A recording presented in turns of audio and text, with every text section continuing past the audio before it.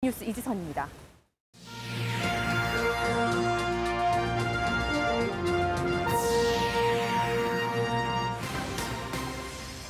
이번 주말 경북 동해안은 올 여름 들어 가장 더운 날씨가 예상됩니다. 대부분의 지역에서 낮 최고 기온이 39도까지 치솟겠습니다.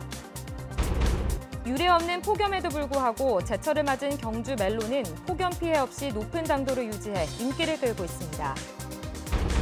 후반의 밤 정취를 만끽하며 다양한 장르의 음악을 즐길 수 있는 경주 국제 뮤직 페스티벌이 오늘부터 사흘간 경주 보문호에서 펼쳐집니다.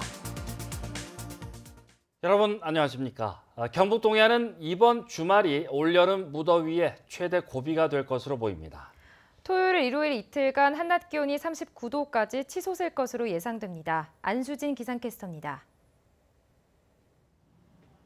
오늘 경북 동해안 저녁에는 폭염 경보가 내려진 가운데 경주가 한낮 기온 38도까지 치솟으면서 사람 체온을 훌쩍 넘어섰습니다. 주말인 내일은 올여름 들어 가장 높은 기온을 기록할 것으로 예상되는데요. 낮 기온 울진이 35도, 그 외 지역들이 39도까지 오르겠습니다. 밤 사이에는 곳곳에 열대야도 나타나겠습니다. 온열 질환에 각별한 주의가 필요하겠습니다. 내일 미세먼지 농도는 좋음에서 보통 수준을 유지하겠고 오존은 나쁨 단계로 높게 나타나겠습니다. 본격적인 휴가철을 맞아 물놀이 계획 세우시는 분들 많으실 텐데요.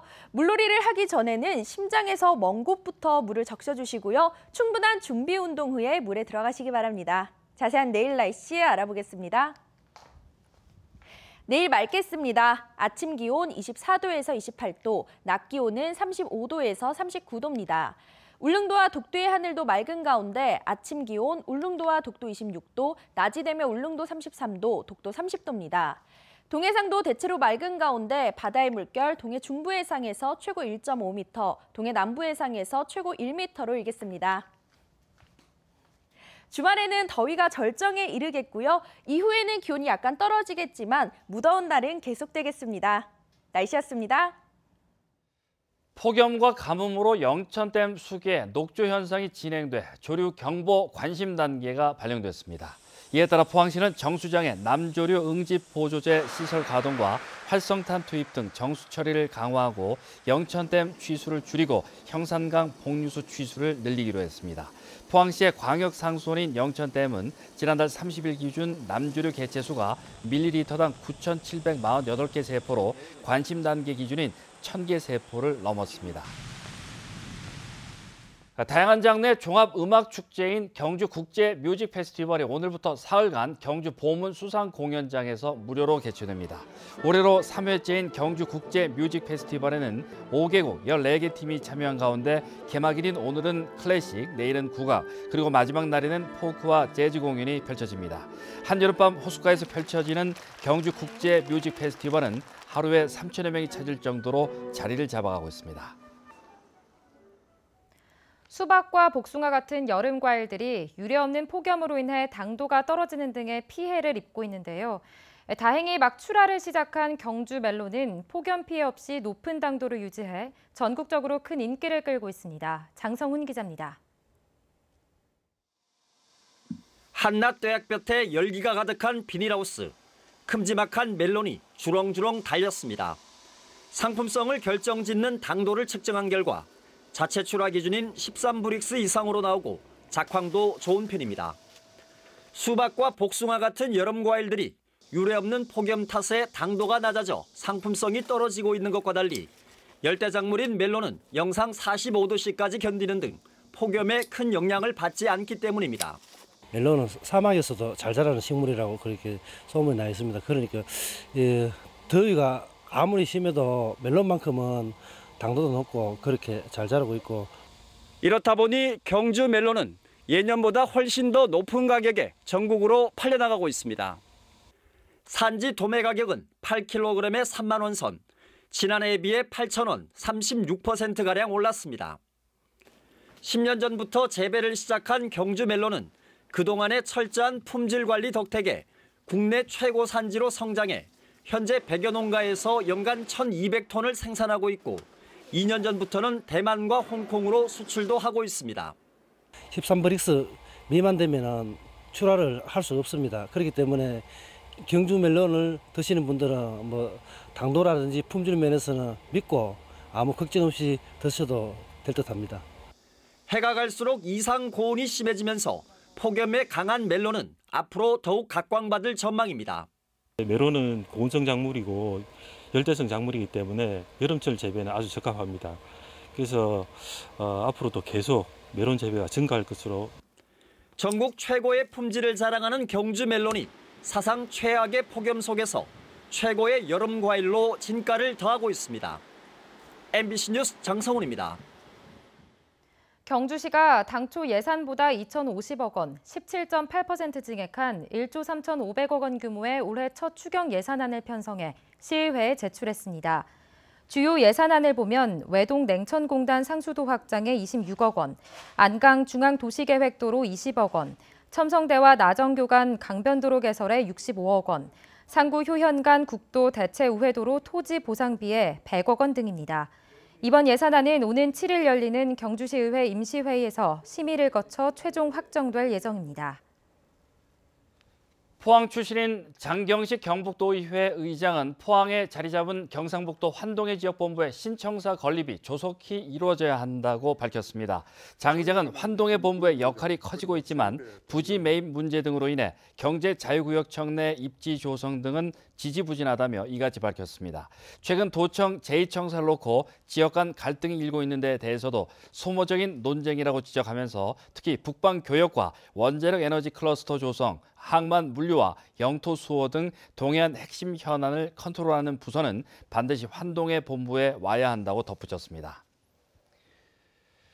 올해 추석은 9월 24일, 한 달 보름 넘게 남았습니다. 추석 선물 준비 이야기하면 벌써 무슨 얘기냐고 묻겠지만 올해는 그렇지 않답니다. 달라진 유통 풍속도 양관희 기자가 보도합니다. 대형마트 한쪽에 추석 선물 예약 판매대가 차려졌습니다. 추석을 50일가량이나 앞둔 시점입니다. 역대 사전 예약 가운데 가장 긴 기간 추석 선물 예약 판매가 이루어지는 겁니다. 상품 수도 50%가 늘었습니다. 미리 사두면 다양한 상품을 적게는 5%, 많게는 65%나 싸게 살 수 있어 소비자들이 몰리고 있습니다. 혹시나 미리 저희가 구매를 하게 되면 그 명절 그 시기보다도 조금 더 저렴하게 제가 구매를 할 수 있을까 싶어서. 올해 역대급 폭염이 이어지면서 물가가 오르고 있어 미리 추석 선물을 사두려는 소비자들이 이런 사전 예약 판매를 찾고 있습니다. 좀 싼 것 같고, 그리고 또 제가 지금 선물 필요한 거는 우리 업체 손님들하고 직원들하고 같이 그렇게 좀 나눠보려고 미리 한번 보고 있습니다. 추석 연휴 때 국내외 여행을 떠나는 사람들이 미리 사두는 수요도 상당합니다. 추석 선물 매출 가운데 사전 예약이 차지하는 비중은 해를 거듭할수록 늘고 있고 품목도 다양해지고 있습니다. 폭염이 심하다 보니까 배나 사과 세트보다는 가공식품 세트 위주로 많이 판매가 될 거라고 예상되고요. 작년 대비 한 10% 정도 더 신장할 거라고 보입니다. 사전 예약은 물건을 많이 사는 기업이 주로 이용했지만 이제는 개인 소비자들도 많이 찾습니다. 10%에서 최대 80%까지 할인율을 적용하여서 지금 판매하고 있고 예약을 받고 있기 때문에 고객들이 효율적인 소비를 하기 위해서 많은 고객들이 찾고 있는 추세입니다. 조금이라도 싼 물건을 찾는 소비 흐름에 추석 선물 시장도 바뀌고 있습니다. MBC 뉴스 양관입니다. 경상북도 경제부지사 공모에서 삼성전자 전무를 지낸 전우헌 전 삼성전자 구미공장장이 최종 발탁됐습니다. 올해 60살인 전우헌 내정자는 대구 달성군 출신으로 경북과 영남대를 나와 지난 1984년 삼성전자에 입사해 30여 년간 삼성에서 일해왔습니다. 경상북도는 김순견 현 경제부지사 퇴임식을 오는 13일에 하고 14일자로 전우헌 내정자를 임용할 계획입니다. 일본 후쿠오카에서 열리고 있는 제12회 아시아 태평양 도시 서미트에 참석 중인 이강덕 포항시장은 러시아 블라디보스톡 베르케엔코 비탈리 시장을 만나 자매도시 협약 등 향후 상생발전 방안을 논의했습니다. 또 두 도시를 연결하는 크루즈 운항과 항공편 운항 방안에 대해서도 협의했습니다. 이강덕 시장은 오늘부터 중국 훈춘에서 열리는 제24회 환동의 거점 도시 회의에도 참석해 영일만항 활성화 등 북방 교류 협력을 선점하기 위한 행보를 이어갈 예정입니다.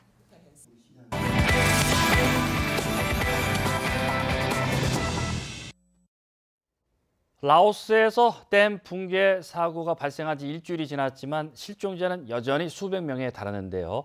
먼 발치에서나마 위로를 전하는 작은 전시가 포항에서 열리고 있습니다. 홍태균 아나운서가 전해드립니다. 수백 명이 사망하고 수천 명의 이재민이 발생한 라오스의 댐 붕괴 사고.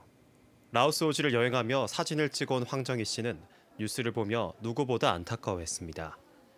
사고 지역은 몇 년 전 촬영을 갔던 곳이지만 그들의 생사조차 알 수 없기 때문입니다.